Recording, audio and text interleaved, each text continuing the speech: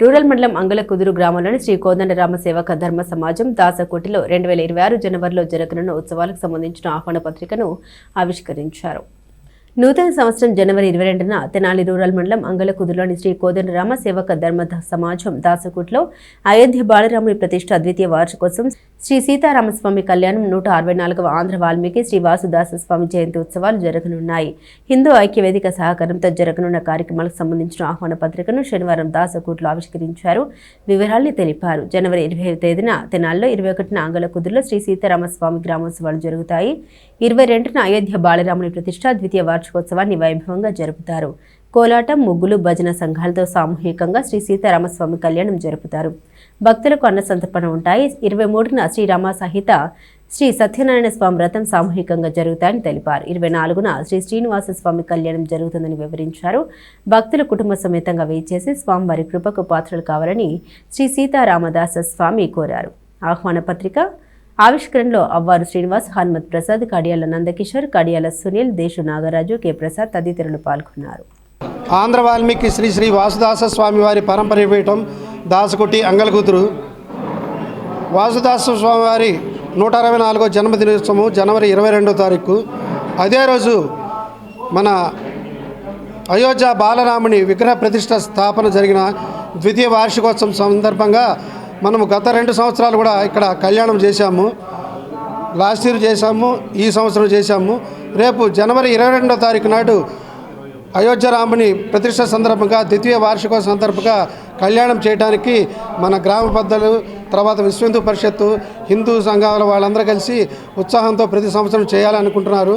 జరుగుతుంది కాబట్టి 22వ తారీఖు తప్పనిసరిగా అందరూ కళ్యాణాలు పాల్గొవాల్సింది కోరుతున్నాము. 20వ తారీఖు తెనాల్లో ఊరేగింపు రాముల వారిది, 21వ తారీఖు అంగలకుదురులో ఊరేగింపు, 22 కళ్యాణం, 23 సత్యనారాయణ వ్రతము, 24 శ్రీనివాస కళ్యాణం ఉంటుంది. తర్వాత మన విశ్వ హిందూ పరిషత్తు ఆర్ఎస్ఎస్ ఈ ఆశ్రమం అందరికీ, రామభక్తులందరికీ, హిందూ బంధువులందరూ తెలుసుకోవాలి. వాల్మీకి మహర్షి 7 కాండలలో రచించిన రామాయణాన్ని 9 కాండలలో 9 సర్గలలో మొత్తం ఆంధ్రీకరించి దానికి భాష్యం చెబుతూ రచించిన స్వామి వాసుదాస స్వామి ఈ ప్లేస్లోనే కూర్చొని రచించి శ్రీరాముల వారిని సాక్షాత్కరించుకున్న ప్లేసు. అదేవిధంగా ఒంటిమిట్ట శ్రీరాముడి ఆలయం జీర్ణోద్ధరణ కోసం అదే స్వామి ఒక కొబ్బరి చిప్పలో, ఈ పవిత్రమైనటువంటి ఈ కొబ్బరి చిప్పలో విరాళాలు దాతల దగ్గర నుంచి తీసుకొని ఒంటిమిట్ట ఆలయాన్ని జీర్ణోద్ధరణ చేయడం జరిగింది. రాముల వారి ఆశీర్వాదాలు తీసుకోవాలి. ఈ కార్యక్రమాన్ని పురస్కరించుకొని నగరంలో స్వామివారి ఊరేగింపు జనవరి 20న తెనాలి నగరంలో, అలానే 21న ఇక్కడ అంగలకుదురు గ్రామంలో జరుగుతుంది. ఈ కార్యక్రమంలో కూడా అందరూ పాల్గొనవలసిందిగా కోరుతున్నారు. అలానే ఇక్కడ గోసేవ, మిగతా అనేక రకమైన ధార్మిక కార్యక్రమాలు జరుగుతున్నాయి. వాటికి భక్తజనులు వారికి ఏ విధంగా అయితే సహకరించగలరో ధన రూపంగా సహకరించి ఈ ఆశ్రమానికి అన్ని రకాలుగా చేయూతనివ్వాల్సిందిగా.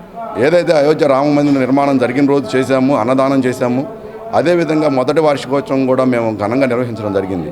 ఈ సంవత్సరం జనవరి 22వ తారీఖు 2వ వార్షికోత్సవం చేయాలని తలంచి గ్రామ ప్రజలు, మరి రామ భక్తులు, చుట్టుపక్కల పరిసర ప్రాంతాల ప్రజలందరితో కూడా సమాచారాన్ని పంచుకోవాలని చెప్పి ఈరోజు ఈ యొక్క ఫాంప్లెట్ని, ఈ బ్రోచర్ని మేము రిలీజ్ చేయడం జరుగుతుంది.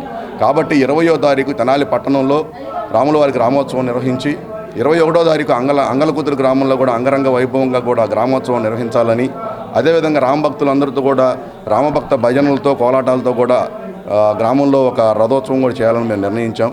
అదేవిధంగా 22వ తారీఖు అన్న సందర్భంతో పాటు రాముల వారి యొక్క అయోధ్య రామ మందిర 2వ వార్షికోత్సవాన్ని కూడా మేము చేయతలసి ఈ కార్యక్రమాన్ని నిర్వహించడానికి ప్రెస్ మీట్ ఏర్పాటు చేయడం జరిగింది. కాబట్టి ప్రజలందరూ కూడా 20 నుంచి 24వ తారీఖు వరకు జనవరి నెలలో మేము నిర్వహించే కార్యక్రమాలన్నింటినీ కూడా ప్రతిరోజు తప్పకుండా పాల్గొని ప్రతి కార్యక్రమానికి మా అనే భేదం లేకుండా మనది అనే భావంతో ముందు